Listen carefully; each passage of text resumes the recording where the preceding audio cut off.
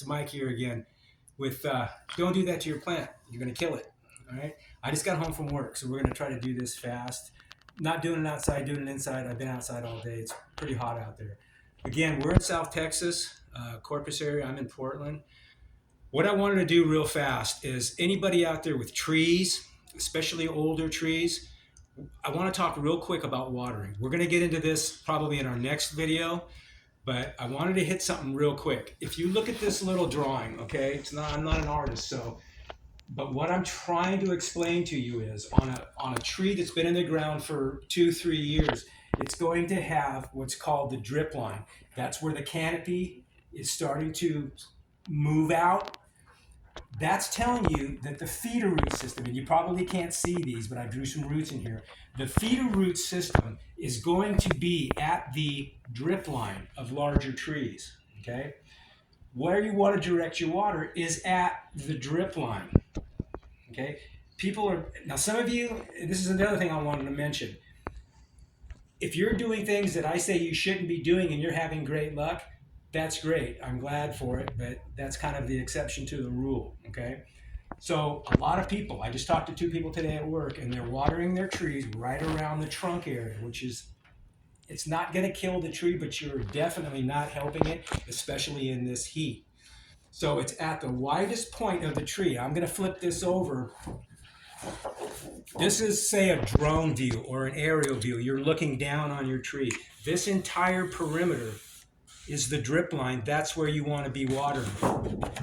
If you have a very large tree, an old tree, in your backyard, let's say, you say, Mike, I can't water the drip line because there's a fence right here and that's hanging over in my neighbor's yard.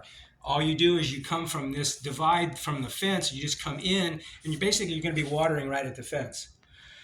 And this is really important, guys. I know you're on water restrictions in Corpus or surrounding areas. I'm on water restrictions here too. Every 2 weeks is all you can set your sprinkler or your irrigation.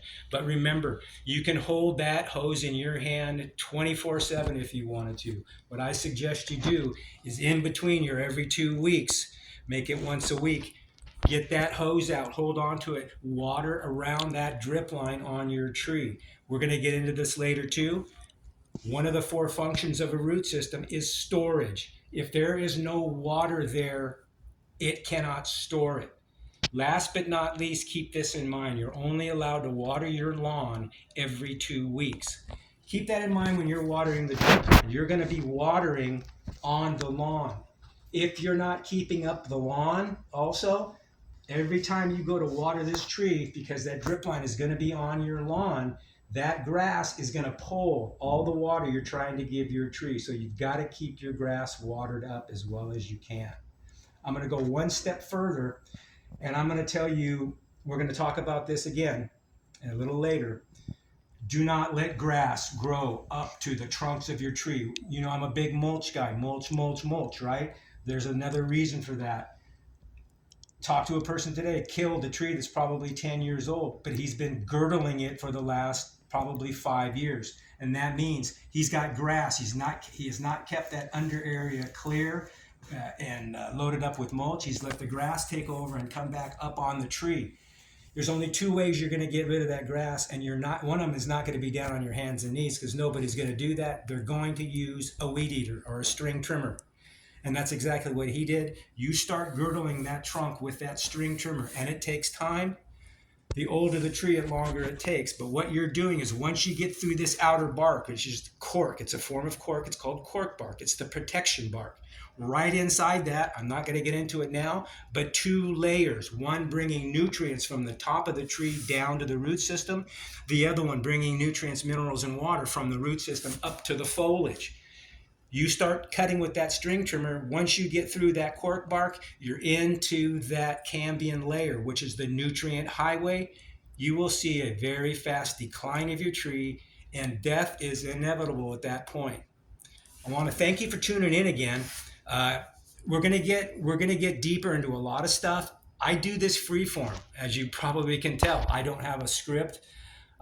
Any comments, any ideas you guys might have, let me know. But the next one coming out, we're going to do a little more on the mulch and pore space. And again, thank you very much for tuning in. If this is your first time, welcome. And if you've been here before, thanks for coming back. We'll see you in a couple of days.